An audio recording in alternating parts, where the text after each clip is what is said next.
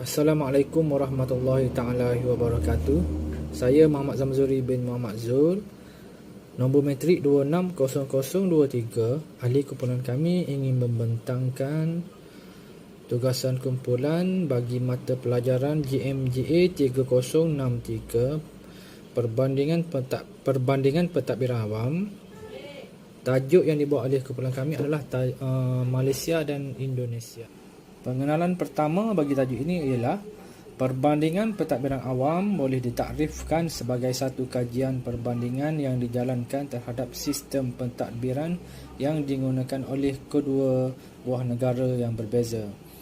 Kajian-kajian ini mula mendapat perhatian daripada para penyelidik dan pengkaji selepas Perang Dunia Kedua yang berlaku di mana ia dianggap sebagai salah satu usaha yang dijalankan oleh pihak kerajaan untuk mengubah idea pentadbiran awam sedia ada dalam negara yang mana ia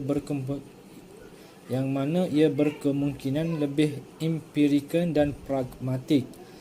Kajian perbandingan pentadbiran awam ini juga boleh dikatakan boleh membantu dalam proses penambahbaikan teori-teori sedia ada digunakan dalam sesebuah negara di mana ia dilihat boleh membantu mengukuhkan lagi teori-teori itu. Terdapat 3 proses yang terlibat dalam perbandingan pentadbiran awam iaitu yang pertama, normatif kepada empirikal.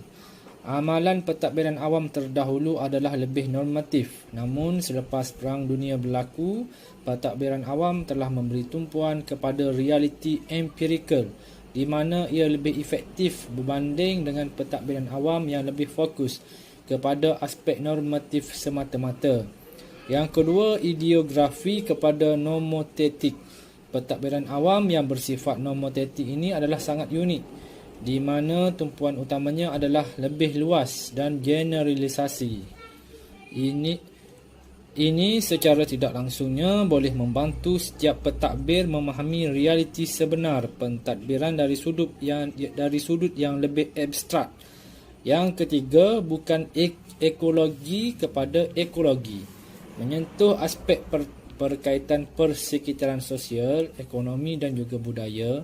Tumpuan-tumpuan yang mendalam terhadap aspek-aspek ini dilihat lebih menjadikan sifat pentadbiran awam itu lebih mudah untuk difahami. Inilah yang dikatakan.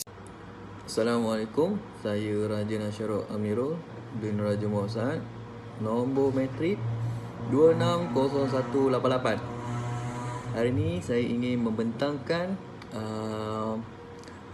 maklumat sosioekonomi negara antara Malaysia dan Indonesia.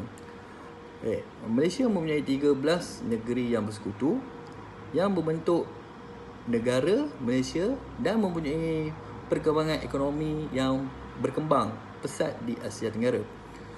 Kejayaan Malaysia mengatasi krisis kewangan pada tahun 1990 dengan kebolehan pemimpinnya yang berwawasan dan berani dengan menggunakan segala sumber dalam negara bagi mengatasi kemelesetan ekonomi global.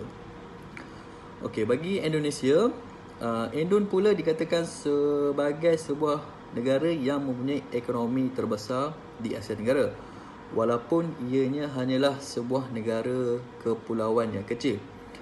Antara kejayaan yang pernah dicapai oleh Indonesia adalah dapat mengatasi krisis kewangan Asia pada tahun 1990-an dengan lebih mudah dan cepat, memandangkan bilangan penduduknya yang ramai secara tidak langsung telah meningkat kuasa beli sehingga membolehkan hanyalah sebuah negara kepulauan yang kecil.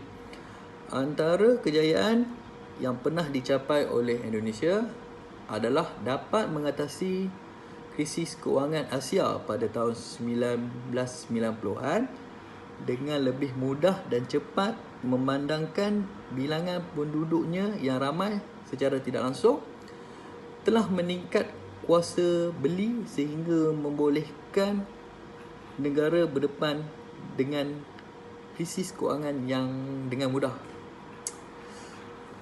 Okey, seterusnya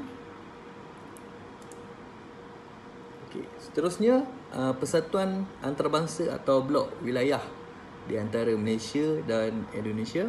Okey, antara persatuan yang disertai oleh Malaysia di peringkat antarabangsa ialah lebih kepada bidang pendidikan.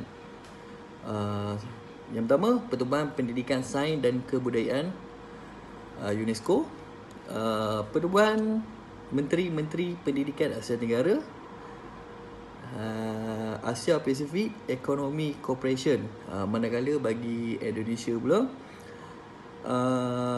ASEAN, Pertubuhan Bangsa-Bangsa Bersatu PBB, seterusnya United Nations International Children Emergency Fund, dan terakhir kerjasama Indonesia Perancis.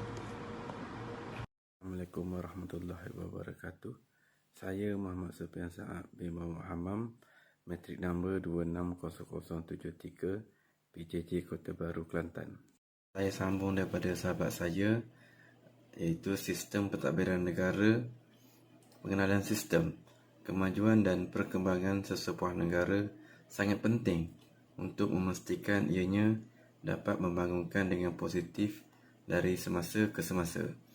Sektor pendidikan negara juga menjadi penanda aras kepada kemajuan negara. Jika sektor pendidikan masih lagi bertaraf rendah, maka secara tidak langsungnya ia memberi gambaran bahawa negara tersebut adalah sesebuah negara yang mundur. Setiap sistem yang digunakan atau akan digunakan dalam sistem pendidikan di setiap negara adalah berdasarkan kepada perancangan yang telah dibuat, sama ada perancangan dalam jangka masa pendek ataupun perancangan dalam masa yang panjang. Analisis sistem, di mana sistem pendidikan Indonesia telah diwujudkan sebelum ia mendapat kemerdekaan lagi. Revolusi sistem pendidikan ini perlu dilakukan bagi memastikan sistem pendidikan Indonesia terus kekal relevan dengan keperluan semasa di peringkat dunia, sama ada dari aspek topik yang diajar, kemahiran yang diketengahkan, pengetahuan yang disampaikan oleh tenaga pengajar itu sendiri dan sebagainya. Objektif utama sekolah ditubuhkan di Malaysia adalah untuk melahirkan individu yang mempunyai sifat dan sikap moral yang tinggi. Sekian saja daripada saya. Saya serahkan kepada sahabat saya. Terima kasih. Sistem pendidikan di Indonesia awalnya hanyalah pendidikan dan pendedahan yang dibuat golongan tua ataupun ibu bapa kepada anak mereka sahaja. Indonesia tidak mempunyai sistem pendidikan yang tersusun pada peringkat awal ia diperkenalkan. Kemasukan kuasa penjajah serta budaya asing ke Indonesia telah mengubah dan mempengaruhi sistem pendidikan sedia ada, namun ia masih lagi berlandaskan kepada kebudayaan Indonesia itu sendiri. Sistem pendidikan Indonesia yang mana sebelum penjajahan, sistem pendidikannya hanyalah berlandaskan kepada Islam semata-mata, di mana ia dijalankan di tempat beribadah seperti masjid ataupun di sekolah pondok. Sistem pendidikan berubah dan berkonsepkan kepada budaya barat.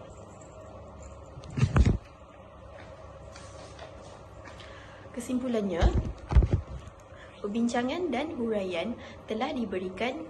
Apa yang dapat kita simpulkan adalah kedua-dua negara ini, iaitu Malaysia dan Indonesia, dilihat mempunyai banyak persamaan dalam sistem pendidikannya, di mana ia merangkumi setiap peringkat yang ada. Ini menunjukkan bahawa sistem pendidikan di kedua-dua negara ini mempunyai sedikit perbezaan kerana ia disesuaikan dengan keperluan dan persekitaran masyarakat dalam negara itu sendiri. Sekian, terima kasih.